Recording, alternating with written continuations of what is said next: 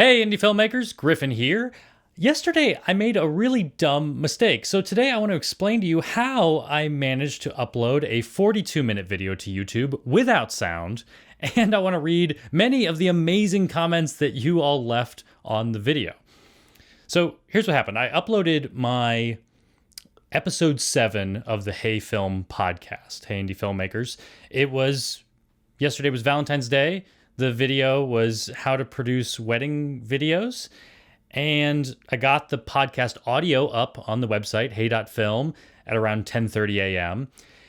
But the video, this is why I should not shoot the video in 4K, because I decided I had some extra time. I could probably get it online. But a 4K video for 42 minutes, this was like a 170 gigabyte video when I exported it in ProRes. Then I have to transcode it into an MP4 that I can upload to the internet, an H.264 MP4. That took 2.5 hours to transcode. And then I have a 12 gigabyte file because it's 40 megabits per second and 4K is giant. And then I have to upload that to YouTube. And that takes 2.5 more hours to upload because I'm getting maybe 11 megabit upload here at my apartment. So all of that takes 5 hours. And then even once it's on YouTube, it takes another maybe a couple hours just to process it and get it playable. So I had to go. I had the audio online, but I had to go to a meeting. I was actually meeting with B&H. They let me borrow these wonderful Westcott Flex lights. This is an LED panel that just bends. It's tiny. I could like tape it to the wall.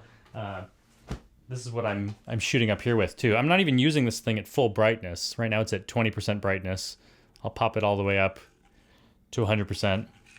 You can also change the color temperature. This is a bi-color LED panel. So right now I'm using a 3300 Kelvin, but I could make it a lot bluer.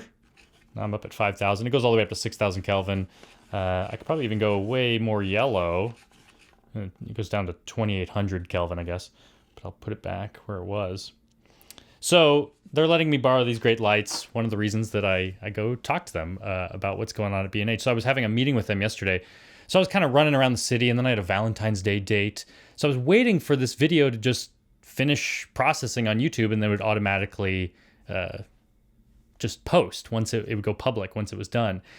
And so around 6:30, I'm sitting with Amy. We're having Valentine's Day dinner right before we went to a show on Broadway. And I pop up the video on YouTube, and it's finally up. And I see that it has like 9 thumbs up and like 5 thumbs down.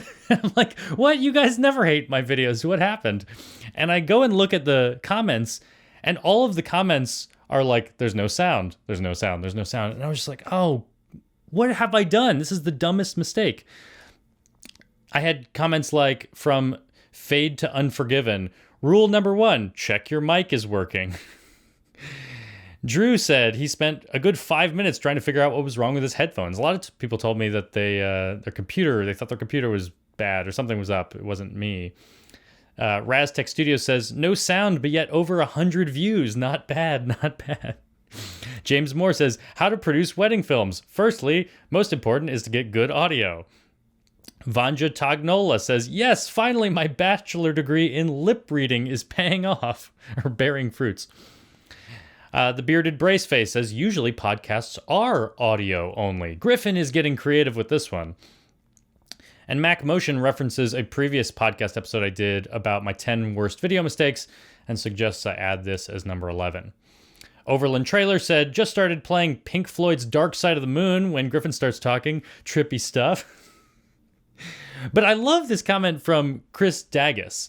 And it's these kind of comments. I just love that you all are so positive and respectful and find really fun ways to interpret my mistakes.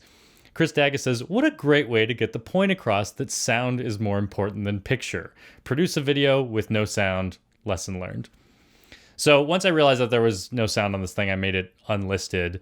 And it's now online. You can now watch the real version. But I knew that it'd be a problem to try to fix it. And actually, we have a comment from Troy Borg who says, forgot to render sound. I'll explain in a second why I forgot to render sound. This is why I wish YouTube allowed us just to re-upload audio for reasons like this, or for copyrighted music that you could cover up. YouTube does let you replace music that's been copyrighted. Like if they take away your music, you can plug in some other music, but there's no way just to like upload the audio again. That's what I was hoping, that I could just somehow just get the audio on YouTube, because man, that upload time was terrible. So another way that I thought about saving time was I Googled real quick, like, is there a way just to like, could I just export the audio again and combine it with the existing giant MP4 file and not have to go through all of that transcode again? And a lot of people said you could use FFmpeg, which is like a command line video converter. And there is a command apparently for just combining those things. So I actually exported an MPA audio file to go with my MP4 video file, but then I'm too dumb to figure out how to make FFmpeg work. I just couldn't figure it out. So I messed around with that for a little bit and failed, and eventually realized I'm just going to have to literally go back to Final Cut, export the video again, this time with audio, go through the transcoding process again. I had to go through that whole super long, many hours long process just to get it online with audio again. And that's why, in an answer to Bobby Giggs, who wondered, it's been 9+ hours since the upload, WTF, Hammond? This is why. Just a 4K file for 42 minutes is just insane. I shouldn't try to do that. And actually, I said on the podcast a couple weeks ago that I would not be doing that. But this time, I don't know. I thought I could get away with it. I thought I had time.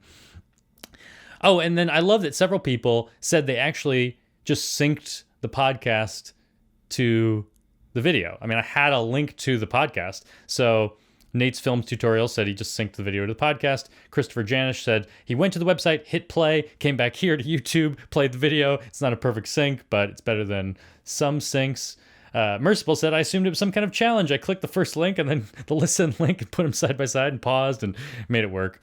A lot of people said they did that. So I'm glad some of you did that. So the reason this even happened in the first place is because I was doing I'm doing a freelance project for a company, and they had some changes they needed on the video. And this is a common thing when you do corporate videos. Some things may need to be blurred out, logos. Sometimes I can just blur things out and make them look like, it was out of focus.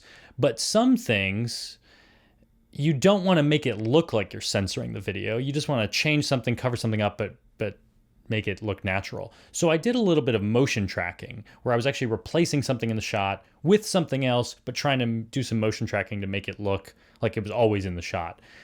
So what I did was I went to the video in Final Cut, selected the area that I needed to motion track, exported it, thought I don't need audio, so I'll select video only, and then output that to After Effects, did some motion tracking, brought it back in to Final Cut, and finished the job. Forgot that Final Cut always, when you export, will do the last thing, your last export settings, if you don't change them. And because I was doing video, sometimes if I send the audio out for the podcast, if I go to export and it's only audio, I'll notice because it will finish rendering so fast. And I'll be like, wait, that's wrong. I only exported audio. But when I export video without audio, it takes almost as long. I mean, it still took 3 hours, so I assumed it was doing the thing. And I don't know, somehow I never checked. I never played the file. I've just trusted my own workflow long enough that I just made that dumb mistake. So I guess the moral of the story is we all make mistakes all the time, and I'm glad that you guys are so positive about it and had a lot of fun with it and saw the upside, saw it as an exercise in filmmaking. But that video, the correct video, is now online. You'll find the link to both the bad one, if you want to check out those great comments in the video description. You'll also find a link to the good video. And I'll even throw in a link to these Westcott Flex lights if you're curious. I don't know if I mentioned, they are $3,000 for a 2-light kit. So I'm really excited that B&H let me borrow them. I can't believe they're so expensive, but they're also pretty cool. So I'm kind of torn about them. But that link is also in the video description if you want to check it out. Thanks for watching. I will talk to you all later.